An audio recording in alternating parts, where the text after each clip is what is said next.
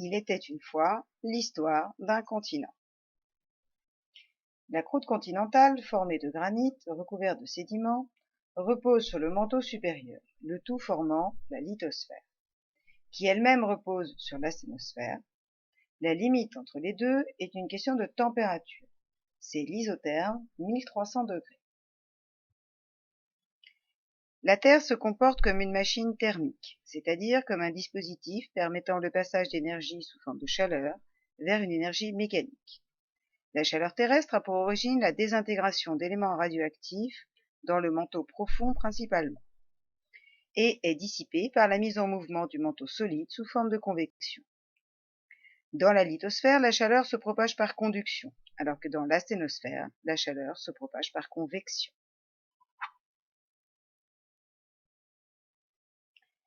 Ces cellules de convection sont bloquées dans leur remontée par la lithosphère continentale, épaisse, rigide et froide. La lithosphère continentale va se déformer de manière plastique, ce qui aboutit à une élévation de l'altitude, accompagnée d'une déformation en dôme, et cassante, ce qui se traduit par l'apparition de failles normales dans la croûte.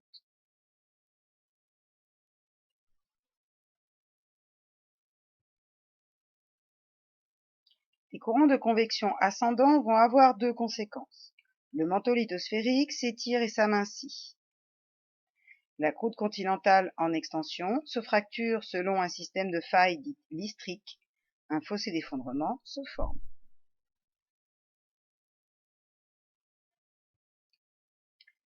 Tandis que la croûte continentale et le manteau lithosphérique continuent de s'étirer et de s'amincir, les eaux marines envahissent le fossé d'effondrement.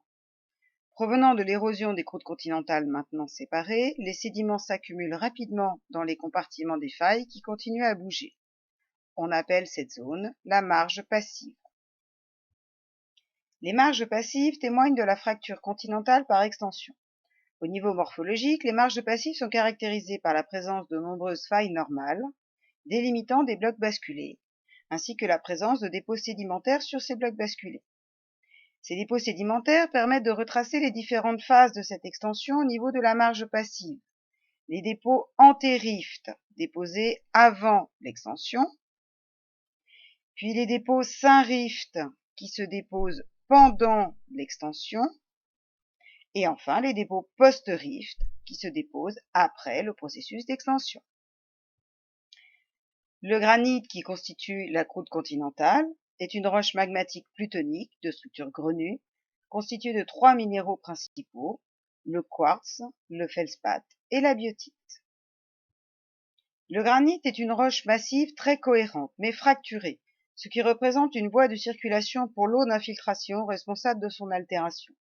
Les produits de démantèlement issus de l'érosion sont transportés en général par l'eau, sous forme solide, gravier et sable, ou soluble, silt et argile, plus ou moins loin de leur lieu de formation, en fonction de leur taille et de la force du courant, où ils sont déposés et sédimentés.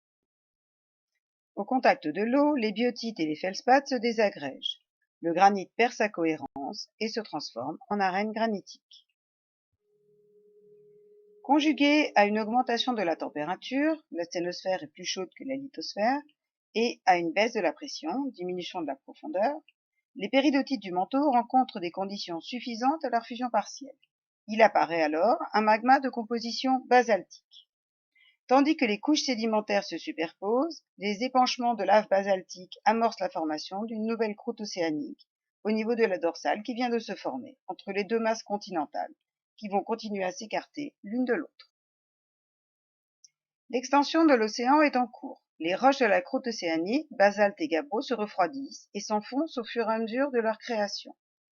Au fur et à mesure de son éloignement de l'axe de la dorsale, la lithosphère océanique s'hydrate et se refroidit. On parle de subsidence thermique. Chaque minéral possède un domaine de stabilité, un éventail de pression et de température à l'intérieur duquel un minéral ou une association minérale est stable. En dehors de ce domaine, il y a déstabilisation, ce qui aboutit à la formation de nouveaux minéraux plus stables dans les nouvelles conditions. Cette transformation structurale et minéralogique des roches est appelée le métamorphisme.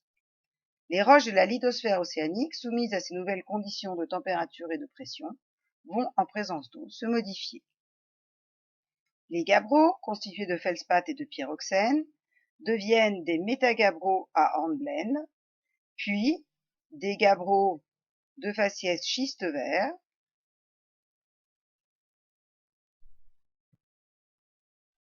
lorsque la densité de la lithosphère océanique dépasse celle de l'asténosphère, l'équilibre isostatique est rompu et la subduction peut avoir lieu. La force de traction exercée par la masse de la lithosphère en subduction constitue un des moteurs essentiels de la tectonique des plaques. Lorsque la plaque subductée va s'enfoncer, elle va traverser de nouveaux faciès métamorphiques. L'enfoncement de la lithosphère océanique entraîne un métamorphisme haute pression, basse température, qui se traduit par une déshydratation des roches de la croûte océanique. Les gabbros du faciès schiste vert deviennent des gabbros du faciès schiste bleu, qui deviennent à leur tour des éclogites. L'eau perdue par les roches de la lithosphère océanique en subduction va alors hydrater les péridotites du manteau chevauchant, qui seront alors dans des conditions de pression, de température et d'hydratation leur permettant d'entrer en fusion partielle. Dans les zones de subduction, les magmas visqueux et hydratés sont à l'origine d'un volcanisme en surface associé à des gaz et à des éruptions fréquemment explosives, et de la mise en place de roches plutoniques en profondeur. Lors du refroidissement du magma, les différents minéraux ne cristallisent que dans certaines conditions de température et de pression. Les minéraux entrant dans la composition des premiers cristaux ne sont plus disponibles dans le magma. Ainsi, au fur et à mesure du refroidissement, le magma s'appauvrit en certains éléments chimiques et s'enrichit en conséquence des autres éléments. C'est le phénomène de cristallisation fractionnée.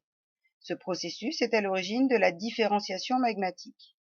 La silice se cristallisant à faible température, en dernier, on peut ainsi observer une acidification, augmentation de la teneur en silice, de plus en plus grande au fur et à mesure du refroidissement d'un magma. Ainsi, à partir d'un même magma initial, il se forme dans les zones de subduction de nombreuses roches différentes, tant par leur composition que par leur structure. La collision est l'aboutissement de la fermeture d'un océan au cours de la convergence de plaques lithosphériques. Dans des chaînes de montagnes telles que les Alpes ou l'Himalaya, on peut repérer divers indices, observables à des échelles très diverses, attestant d'une compression associée à la convergence des deux plaques continentales. Des reliefs importants et une racine crustale. L'épaisseur de la croûte résulte d'un épaississement lié à un raccourcissement et à un empilement. Des déformations, des plis, des failles, des chevauchements, des nappes de charriage, des transformations métamorphiques, des roches caractéristiques de la croûte continentale, mais également des témoins de la présence d'un ancien océan, tels que les marges passives, ou des roches de la lithosphère océanique, mais également des témoins d'une ancienne subduction, ici une éclogite à grenat. Avec le temps, l'érosion et le réajustement isostatique, la chaîne de montagne disparaît.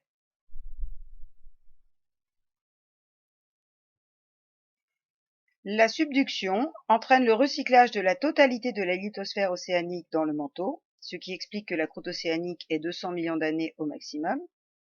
Les phénomènes magmatiques dans les zones de subduction permettent de créer de nouvelles roches de croûte continentale. Les phénomènes d'érosion associés à l'isostasie entraînent le recyclage de la quasi-totalité de la croûte continentale de surface. Par contre, la croûte continentale profonde est très peu recyclée, ce qui explique l'âge très important de certaines roches, plus de 4 milliards d'années. Il était une fois l'histoire d'un continent.